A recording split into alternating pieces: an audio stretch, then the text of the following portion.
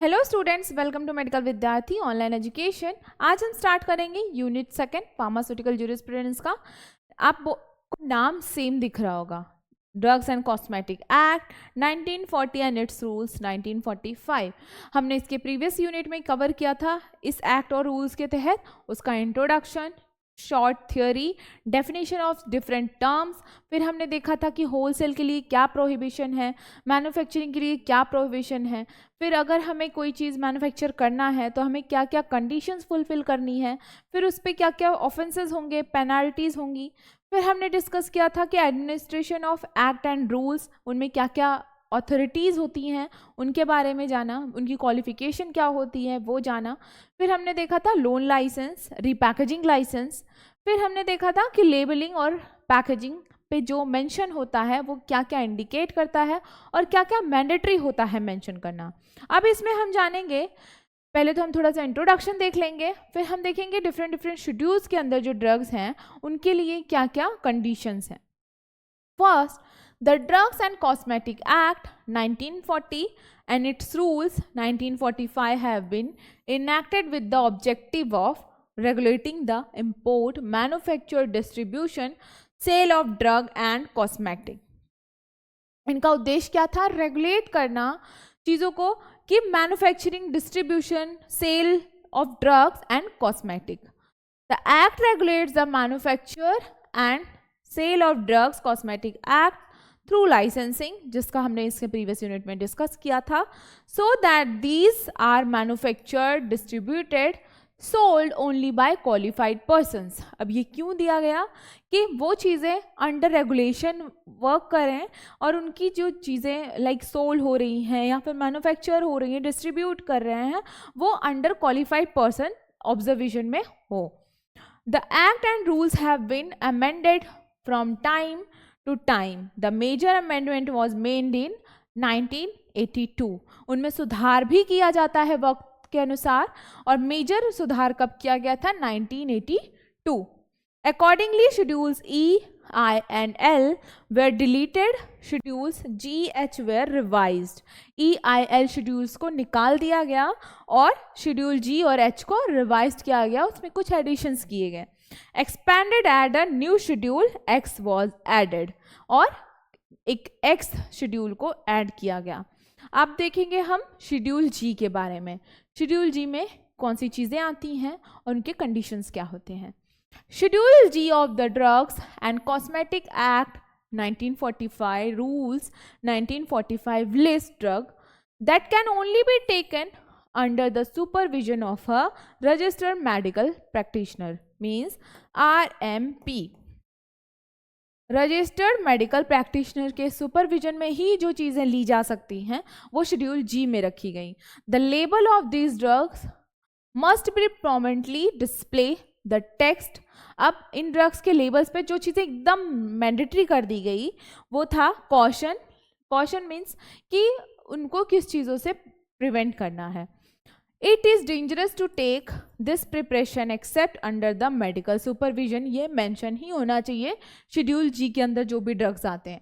Some example of drugs in schedule G is included, like आपके hormones थे, hormonal medication, anti neoplastic drugs, फिर anti convulsion drug, hypoglycemic drug, आपके anti histamines, aminopterin L, फिर आपका कार्बिटामाइड, ये सारे drugs इसमें रखे गए। Schedule G drugs primarily consist of hormonal preparation. Hormonal preparation most of, जैसे आपके रिप्रोडक्टिव सिस्टम से रिलेटेड डिजीज़ है उसमें जो ड्रग्स दिए जा रहे हैं वो सारे शेड्यूल G में रखे गए। These drugs require careful usages under the medical supervision. इसको रजिस्टर्ड मेडिकल प्रैक्टिशनर के अंडर ही लेना है। इस शेड्यूल के ड्रग्स के पैकेजिंग पे कॉशन मैंडेटरी कर दिया गया। अब है schedule H। Schedule H, class of prescription drug in India that are listed in the Drugs Cosmetic Act rules 1945. These drugs can only purchase with the prescription of qualified doctor and cannot sold over the counter, means qualified doctor के prescription पे ही ये drugs मिल सकते हैं और ये over the counter drug नहीं सेल कर सकते, ये इनमें रूल था। Some of the rule schedule H is, अब शेड्यूल एच के और भी 2-3 रूल थे. Schedule H must display the symbol of R X. Schedule H के ड्रग पे आपको आर एक्स दिखेंगे, लाइक आपको एंटीबायोटिक्स पे दिखते हैं, वो शेड्यूल एच पे आते हैं, और कुछ कुछ शेड्यूल H1 में भी आते हैं. और red boxed warning, the drug can only be supply to licensed parties, जिनके पास लाइसेंस है उन्हें ही वो सप्लाई किया जा सकता है. Only the amount specified in the prescription should be sold, means कि अगर ड्रग डोज दिया गया है 5 days ट्वाइस अ डे, कितना हो गया ट्वाइस अ डे के हिसाब से 5 into 2, 5 दिन लेना है 2 टाइम तो 10 टैबलेट, उतना ही सोल्ड किया जाएगा. That time and date prescription must be noted, और आपने एंटीबायोटिक ऐसे कोई भी ड्रग्स लिए जो कि शेड्यूल एच में आते हैं, उस टाइम को और डेट को नोट किया जाएगा, उस पर डोजेस मेंशन है. उसके बाद अगर वो रिपीट आपको लेना है, फिर से आपको रिवाइज प्रिस्क्रिप्शन लाना है करंट डेट का, उस डेट पे सप्लाई नहीं किया जाएगा. RX displayed on the left top of the corner, left top of the corner, यहाँ RX मेंशन होना चाहिए उस बॉक्स के. शेड्यूल एच ड्रग वार्निंग, अब उस पर वार्निंग क्या मैंडेटरी की गई, to be sold by retail on the prescription of registered medical practitioner only, means registered medical practitioner के प्रिस्क्रिप्शन पे ही इसे आप सेल कर सकते हैं. अब schedule M, schedule M is a part of the drugs and Cosmetic Act of 1945 that outlines a good manufacturing practice GMP for pharmaceutical products in India.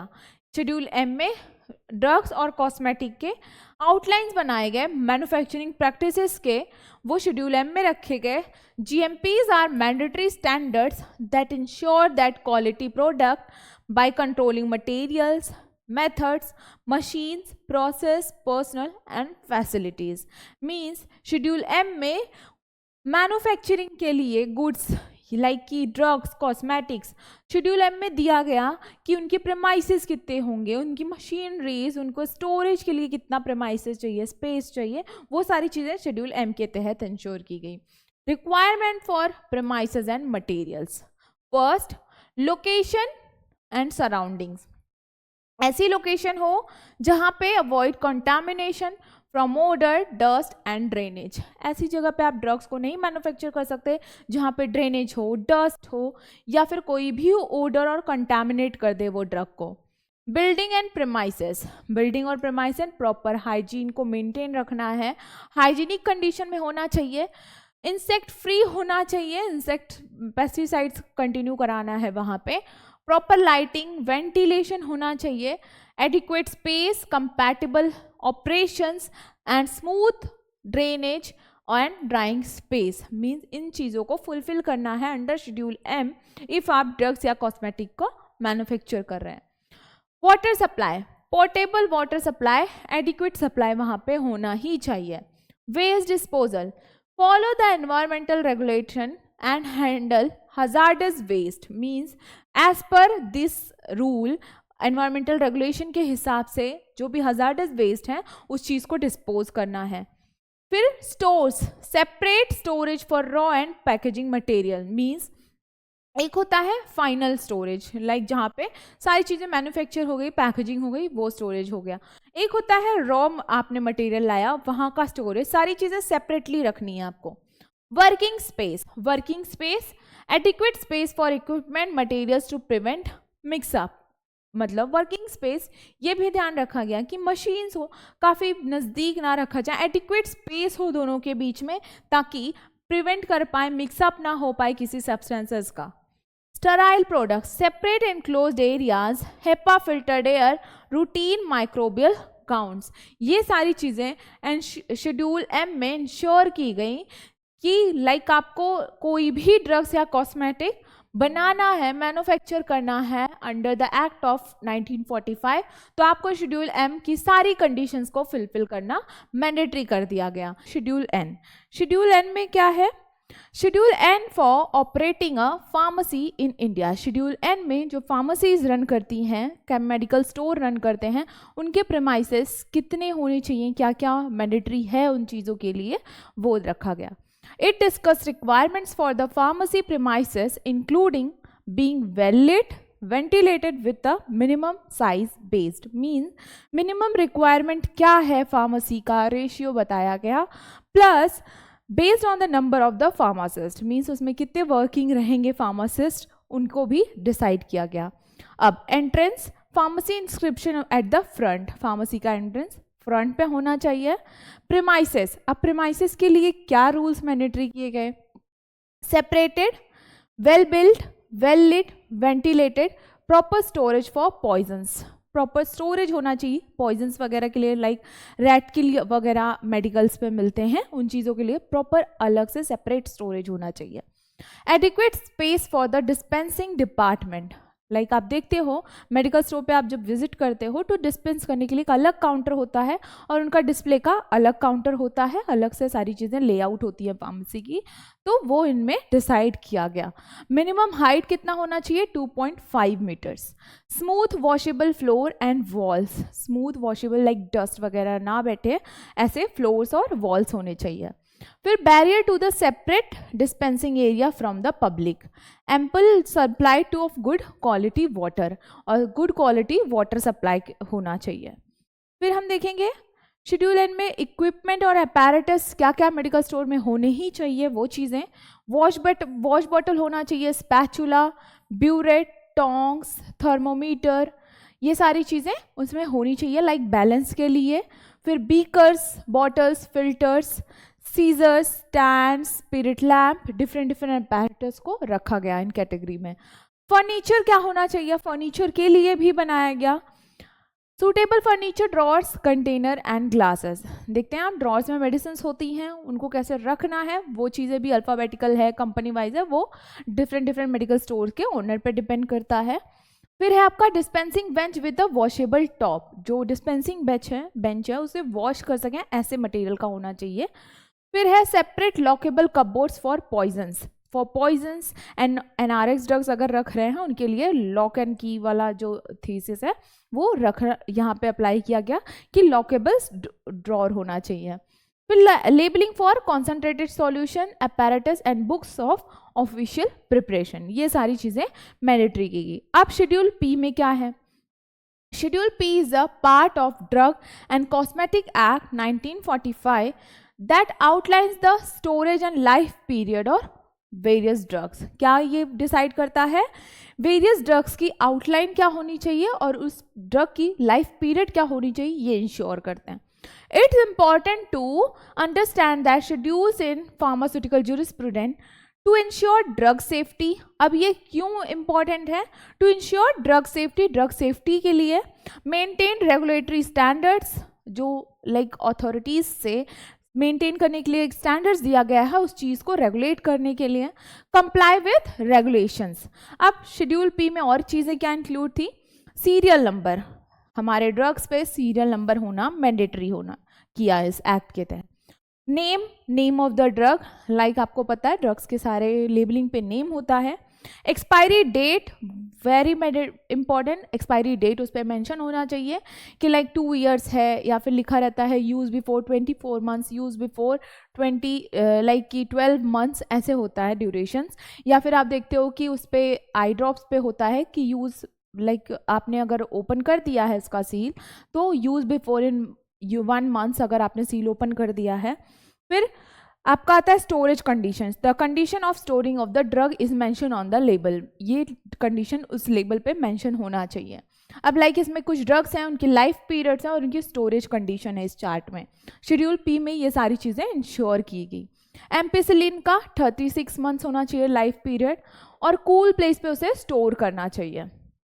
फिर बेसिट्रेसिन 18 months लाइफ पीरियड होना चाहिए और cool place storage condition उस पर mention होना चाहिए। Carbenicillin sodium injection 24 months life period plus at temperature not exceeding 5 degree Celsius, means 5 degree Celsius से ऊपर उस टेम्परेचर पे नहीं स्टोर कर सकते हैं। कोलिस्टिन सल्फेट 60 months होता है, प्रोटेक्टेड फ्रॉम लाइट से उसे कीप अवे फ्रॉम लाइट वाला देखिए इंस्ट्रक्शन, लाइट से उसे दूर रखना है। Erythromycin stearate 36 months, cool place. Cool places means cool place जो दिया गया उसके लिए भी टेम्परेचर दिया गया है कि 10 to 25 डिग्री सेल्सियस के बीच में ही, ना इससे कम में ना इससे ज़्यादा में आप स्टोर कर सकते हैं। अब हम देखेंगे शेड्यूल टी। शेड्यूल टी में क्या है? Schedule T, drugs and cosmetic act 1945 is a set of good manufacturing practices GMP for Ayurveda, Siddha, Unani medicines, raw materials, manufacturing process, quality control and drug quality. इन 4 पॉइंट्स को देखा गया। तो raw materials use to make the drugs must be authentic, adulterated नहीं होना चाहिए, spurious नहीं होना चाहिए, of the prescribed quality and free from contamination, और कॉन्टैमिनेशन फ्री होना चाहिए, लाइक कॉन्टैमिनेटेड नहीं होना चाहिए raw materials. Manufacturing process, the manufacturing process must follow the prescribed standards. जो प्रिस्क्राइब्ड स्टैंडर्ड्स दिए गए हैं उन चीज़ों को मैन्युफैक्चरिंग के दौरान ध्यान में रखते हुए ही प्रोसेस सारा कि परफॉर्म किया जाए। किस चीज़ को? जो प्रिस्क्राइब्ड स्टैंडर्ड्स दिए गए हैं। Quality control, adequate quality measure must be in place, quality control होनी ही चाहिए। Drugs quality, the manufactured drug must be of an acceptable quality before it's released for sale. कि आपने कोई मेडिसिन बनाई, आयुर्वेदा, यूनानी, इन चीज़ों के लिए ये मैंडेटरी किया गया, वो कंप्लीट होना चाहिए, उसका ऑथेंटिक ड्रग क्वालिटी होनी चाहिए बिफोर सेल के लिए जब वो जाए। अब documentation, location, medical services and machineries and equipment. Documentation में क्या है? Licensees must develop document procedures of following the prescribed manufacturing process. Means कि आप जब मैन्युफैक्चरिंग के लिए जाते हैं, जैसे कि मैंने फर्स्ट यूनिट में बताया था कि लाइसेंस डिफरेंट चीज़ों के लिए लगते हैं, तो वो सारी चीज़ें मैन्युफैक्चरिंग प्रोसेस के दौरान सारे आपके डॉक्यूमेंटेशन कंप्लीट होने चाहिए। Location, the factory building should be constructed and located to avoid contamination. ऐसे एरिया या ऐसे स्पेस को यूज़ करना है जहाँ पे कॉन्टैमिनेशन ना हो। From open sewage, drains, lavatories means open sewage वगैरह जहाँ पे है वहाँ पे मैन्युफैक्चरिंग नहीं होनी चाहिए, ड्रेनेज नहीं होना चाहिए। Other factories that produce unpleasant odour, fumes, excessive dust and smoke means excessive dust, fumes, smoke वगैरह वहाँ पे ना हो जहाँ पे इन ड्रग्स की मैन्युफैक्चरिंग की जा रही हो।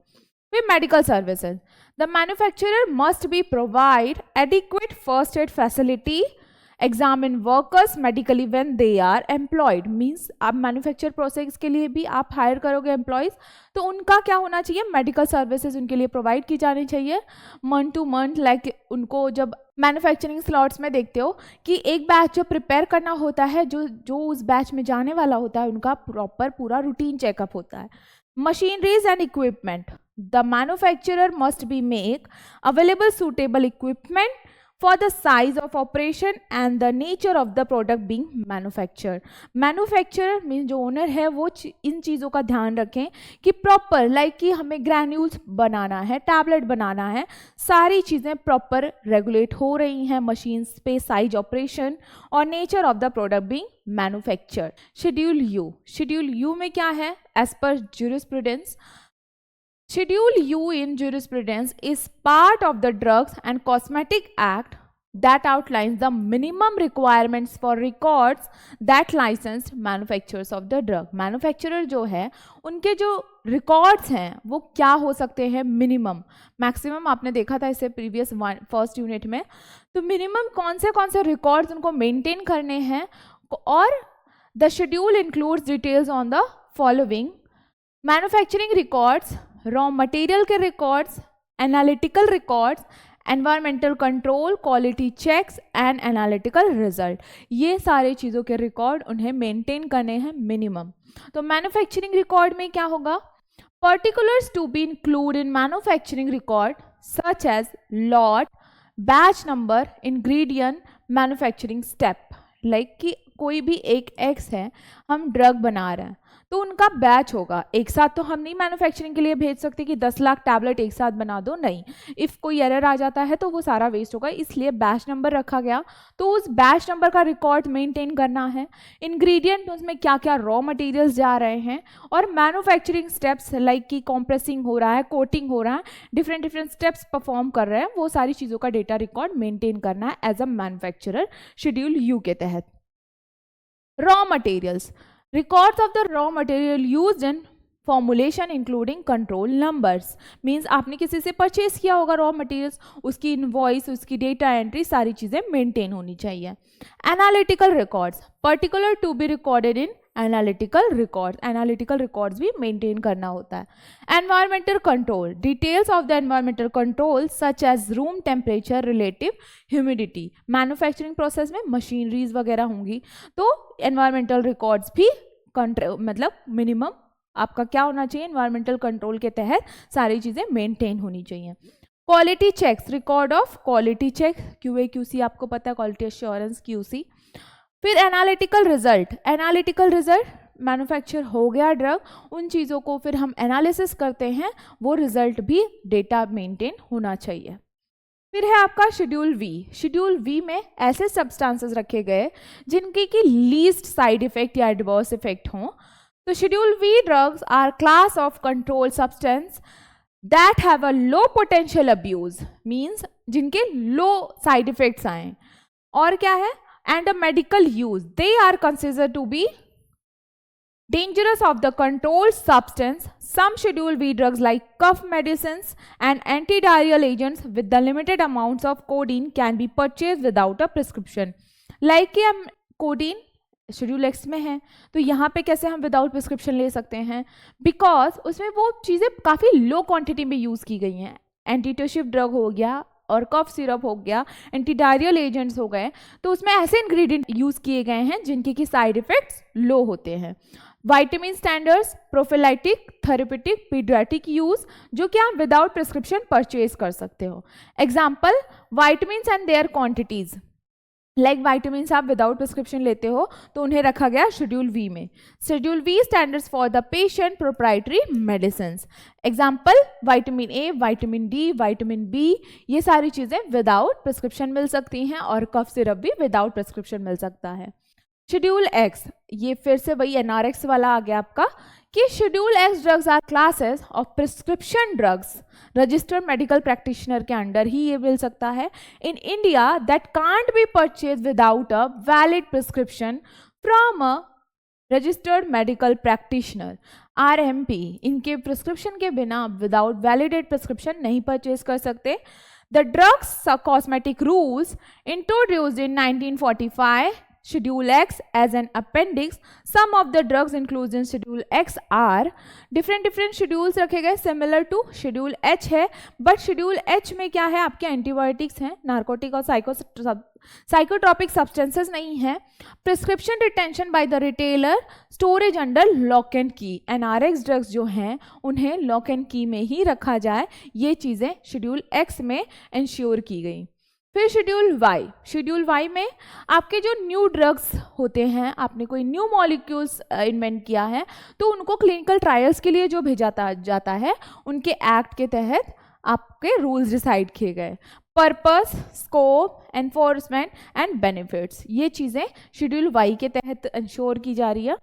Schedule Y is main objective are to ensure the safety and efficacy of new drugs to protect the right of clinical trials participants, means schedule Y के अंडर आप कोई न्यू मॉलिक्यूल ड्रग ट्रायल के लिए भेज रहे हैं, clinical trial के लिए भेज रहे हैं, तो वो चीज़ें उनकी सेफ्टी इंश्योर की जा रही है, उनकी एफिकेसी इंश्योर की जा रही है। Scope, schedule Y covers all aspects of clinical trials including study, design, ethical review, informed consent, data management and reporting, ये सारी चीज़ें शेड्यूल वाई के अंदर आएंगी।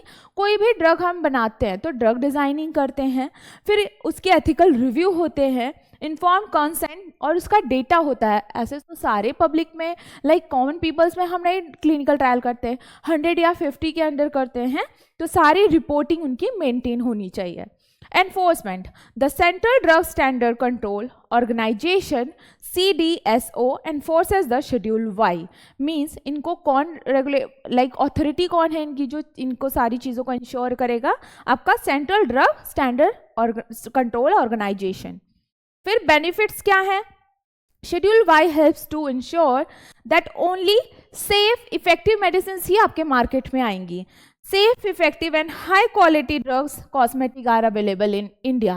Means Schedule Y ensure करेगा कि कौन से molecules आने हैं हमारे मार्केट में और कौन से नहीं, सेफ हैं या नहीं, उनकी इफेक्टिविटी लाइक एफिकेसी मेंटेन है.